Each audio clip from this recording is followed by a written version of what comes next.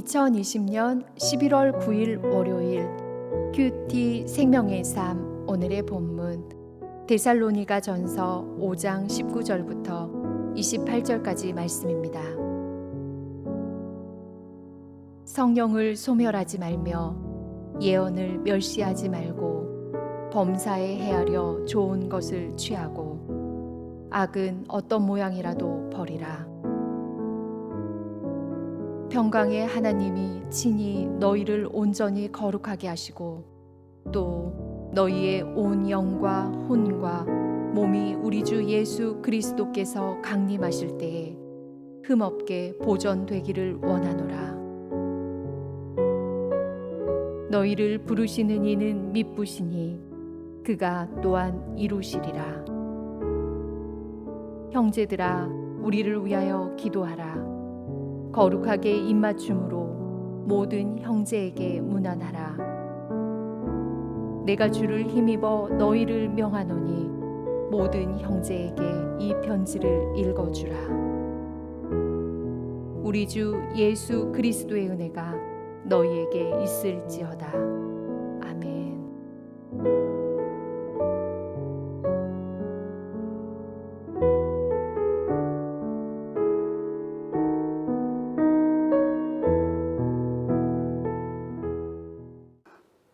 여러분은 어떤 일이나 사람을 위해 기도하는 것이 점점 실증이 난 적이 계십니까?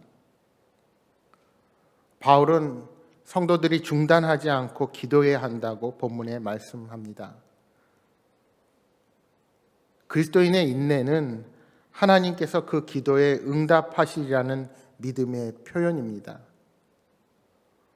우리는 응답이 더디더라도 결코 우리의 믿음을 포기해서는 안 됩니다. 왜냐하면 그리스도의 공동체는 하나님께서 그 뜻을 이루시는 통로이기 때문입니다. 따라서 성도의 교제가 갖는 특징 중에 하나는 서로에 대해 기도의 거룩한 부담을 갖는다는 것입니다. 여러분, 기도의 응답이 지연되어서 기도를 포기하고 싶을 때가 있으십니까? 그러한 때에도 하나님은 살아계시고 항상 우리들의 간구를 듣고 계시며 하나님의 때에 우리가 생각하지 못하는 최선의 방법으로 응답하실 것임을 기억해야 합니다. 오늘 본문에 먼저 바울은 성령을 소멸하지 말라고 말씀합니다. 소멸하다라는 것은 불을 끄는 것을 뜻하는 말입니다. 성령님은 불처럼 임하십니다. 예수님께서 부활 승천하신 후 수많은 사람이 오순절에 마가의 다락방에 모여 있을 때 성령님이 불의 혀처럼 갈라지며 각 사람 위에 임했습니다. 그러자 다 성령의 충만함을 받고 다른 언어로 말하기 시작했습니다. 반면에 성령을 거역하면 성령님은 마치 불처럼 사라지십니다. 많은 사람들은 인격적인 말씀보다 감정적이고 신비한 체험을 더 좋아하기도 합니다.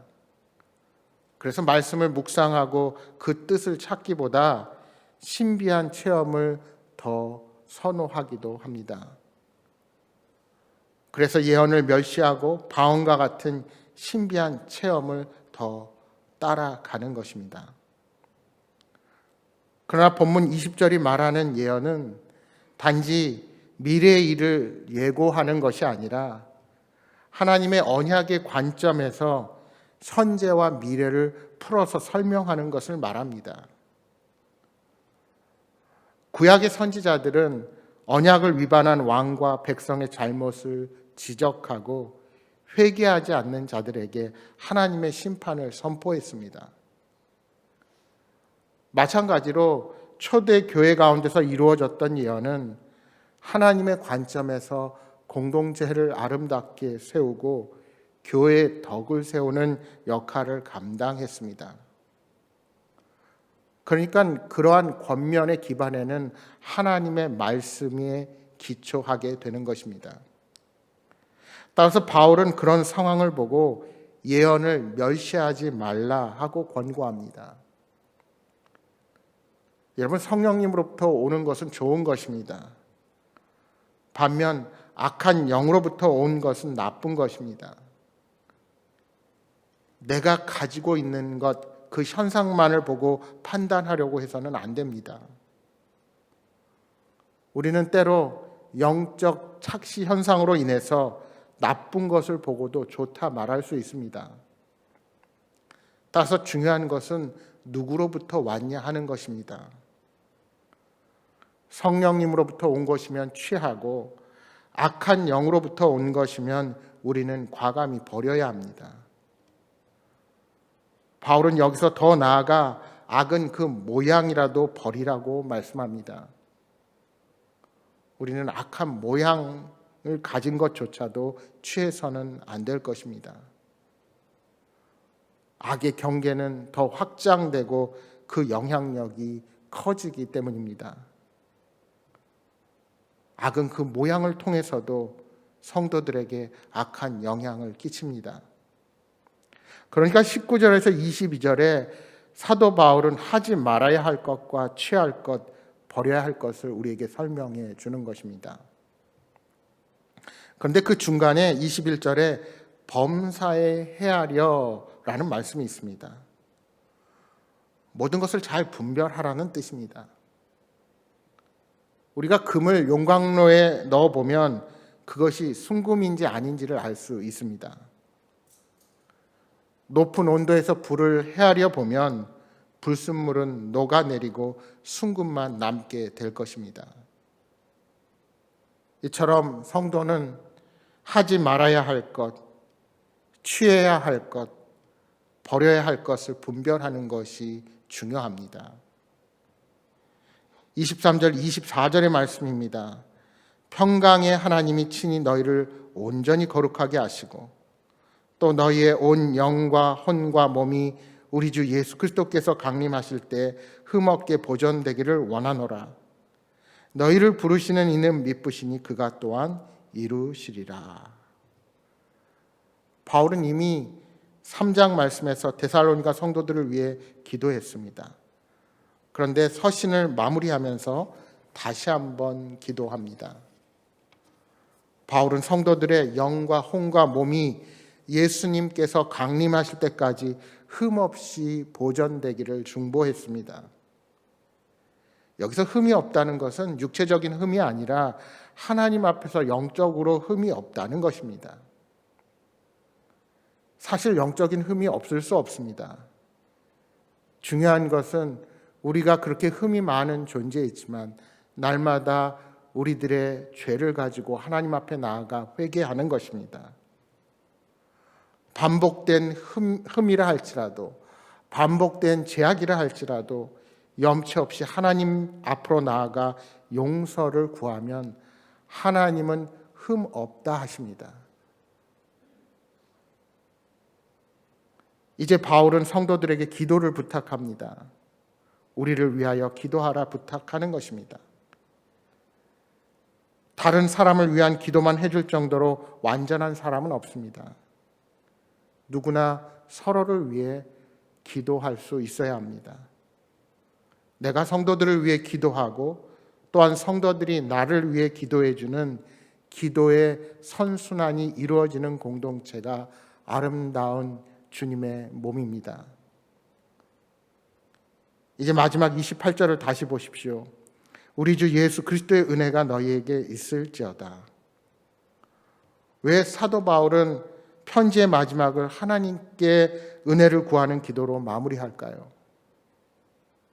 하나님의 은혜는 죄인을 구원으로 이끄는 힘인 동시에 성도들이 세상을 이기고 죄를 이길 수 있는 유일한 원동력이기 때문입니다.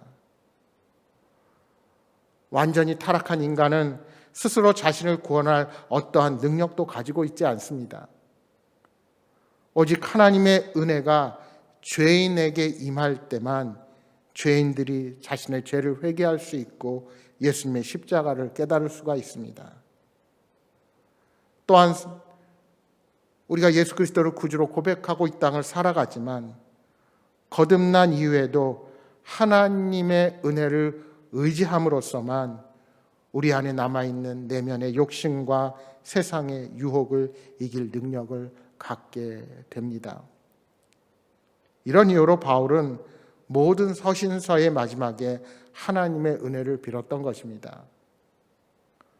사도 바울은 자신이 성도들에게 기대한 모든 것이 하나님의 은혜 없이는 이루어지기 불가능하다는 사실을 잘 알고 있었습니다.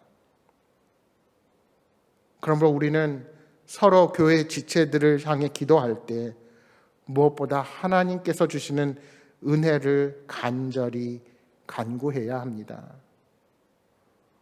로마서 8장 32절 말씀에 이렇게 말씀합니다. 자기 아들을 아끼지 아니하시고 우리 모든 사람을 위하여 내어주시니가 어찌 그 아들과 함께 모든 것을 우리에게 주시지 아니하시겠느냐. 우리의 구원을 위해 조건 없이 아들을 제물로 내어주신 하나님은 그 은혜를 사모하는 자들에게 은혜를 넉넉히 부어주시는 분이십니다. 하나님의 풍성한 은혜로 우리 모두가 주님을 닮아가게 하시고 하나님의 영광을 위해서 더 힘있게 살도록 이끌어 주실 것입니다.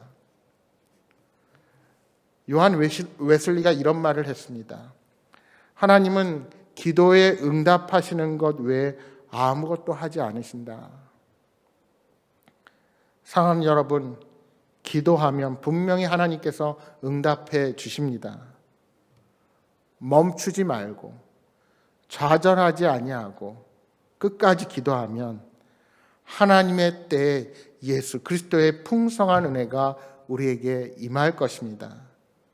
그 믿음으로 이 한 주도 하나님의 은혜 가운데 살아가시는 여러분 모두가 되시기를 주님의 이름으로 축복합니다. 오늘 주신 말씀 기억하면서 함께 기도하겠습니다.